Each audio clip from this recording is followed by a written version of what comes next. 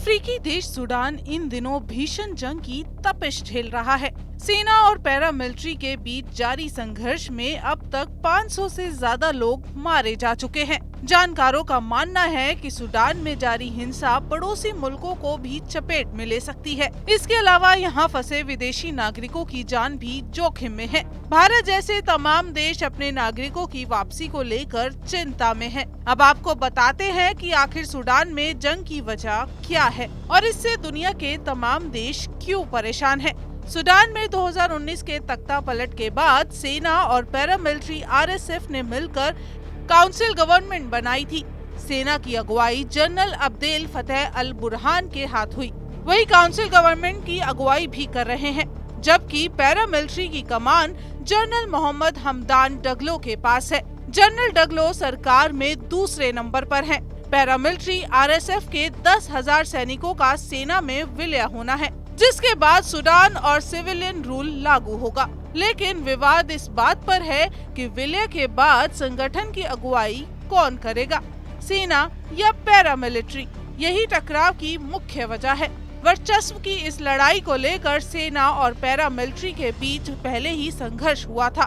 कुछ दिनों तक शांति के बाद बीते 15 अप्रैल से फिर संघर्ष शुरू हो गया। इस संघर्ष ने दुनिया के कई देशों की बेचैनी बढ़ा दी है। इसकी भी बड़ी वजह है। इसमें एक वजह है सूडान में सोने का भंडार।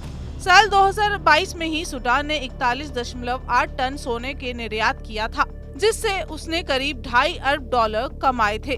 सूडान की सबसे मुनाफे वाली सोने की खदानों में पैरामिलिट्री RSF का कब्जा है। RSF इस सोने को सरकार के साथ साथ पड़ोसी मुल्कों को भी बेचती है। यही बात है कि सेना की आंखों में ये बात खटक रही है। सूडान की सीमा में 7 मुल्कों इजिप्ट, इथियोपिया, लीबिया, चाड, मध्य अफ्रीकी गणराज्य, इरिट्रिया और साउथ सूडान से लगती हैं। जानकारों का मानना है कि सूडान की हिंसा पड़ोसी मुल्कों को भी चपेट में ले सकती है, जो पहले से ही आंतरिक संघर्षों में उलझे हुए हैं।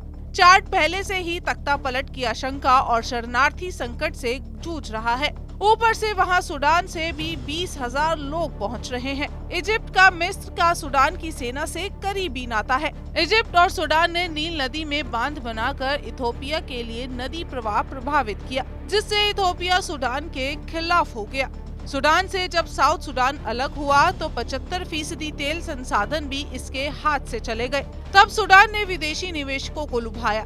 संयुक्त अरब अमीरात ने सूडान में खेती पर भारी निवेश किया। हॉर्न ऑफ अफ्रीका में अपना सिक्का जमाने के लिए पैरामिलिट्री RSF ने दोस्ताना संबंध बनाए। इसी वजह से सूडान ने हजारों हैतरी विद्रोही ईरान के खिलाफ जंग में UAE की मदद के लिए भेजे।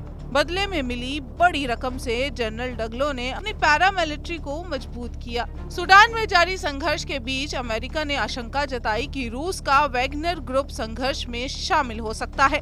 आपको बता दें कि रूस के मिलिशिया लड़ाके वैगनर ग्रुप सूडान की सोने की खानों में हिस्सेदारी रखते हैं। सूडान पोर्ट दुनिया का सबसे व्यस्त और विवादित समुद्री रास्ता है। रूस सूडान पोर्ट पर अपना नौसैनिक अड्डा बनाना चाहता है। इसको लेकर दोनों देशों के बीच समझौता होना अभी बाकी है।